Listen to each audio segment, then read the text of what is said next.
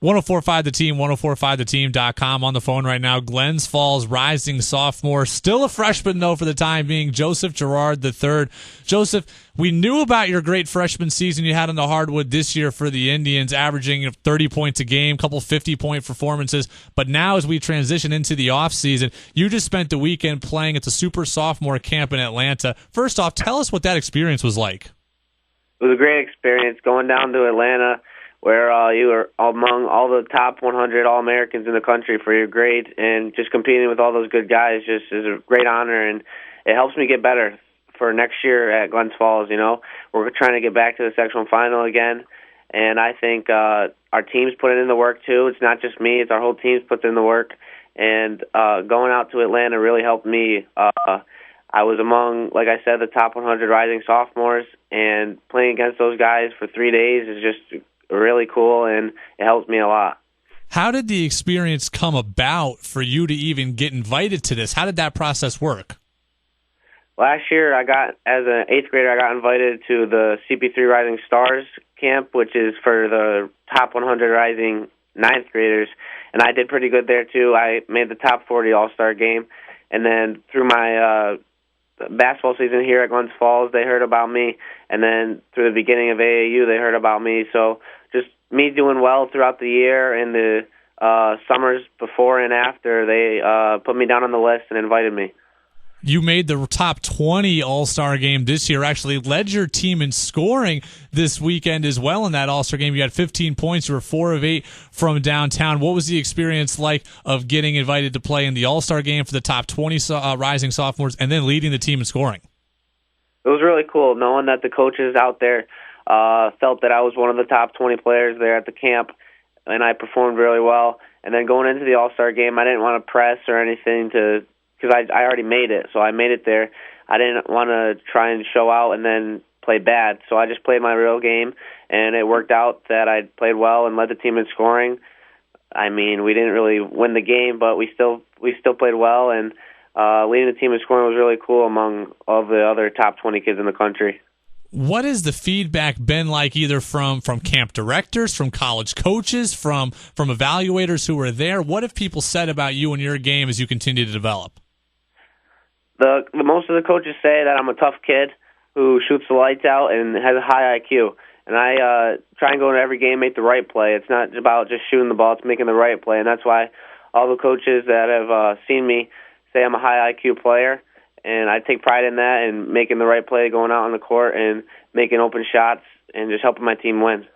I think when we last spoke back in March, you already had an offer on the table from High Point University, if I'm not mistaken. I know now that BYU has interest as well as George Washington. What other colleges are you generating interest from?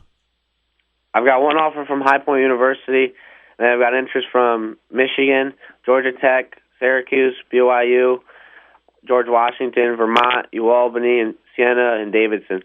How is that overwhelming for you? I mean, you haven't even finished your 9th grade year yet, and you already have some of the top colleges in the country coming after you. You just mentioned Davidson. We're watching Steph Curry play right now in the NBA Finals. He's a Davidson guy. Is it overwhelming to you at all, or is it just exciting and cool? I think it's exciting and cool, but I'm honored and thankful that these colleges recognize me to be a good player. But I'm going to keep working hard, so I keep getting these colleges to come after me.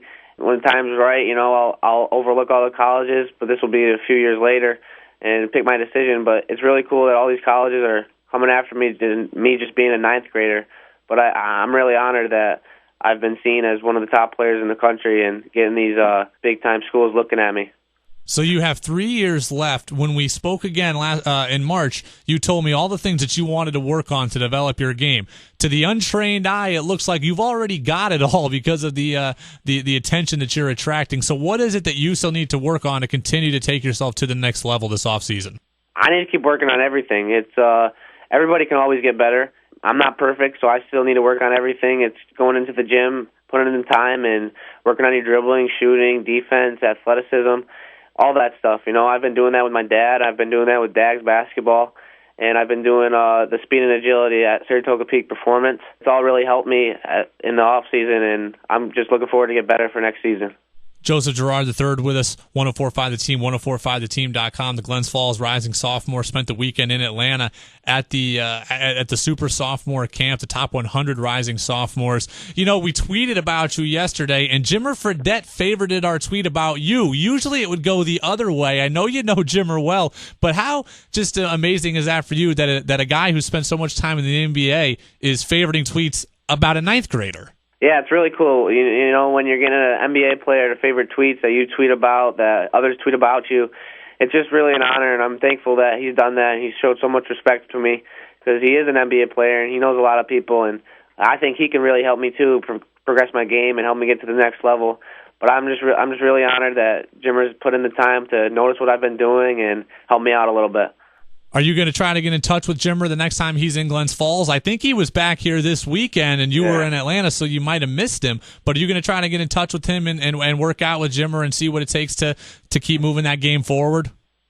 Yeah, it stunk that the timing worked out that I was gone when he was here. But next time he's here, I'm really looking forward to hopefully try and work out with him and then just stay in touch with him and have him help me improve my game and improve my stock and help me get to the next level to play at the college ball and hopefully get to the NBA like he did.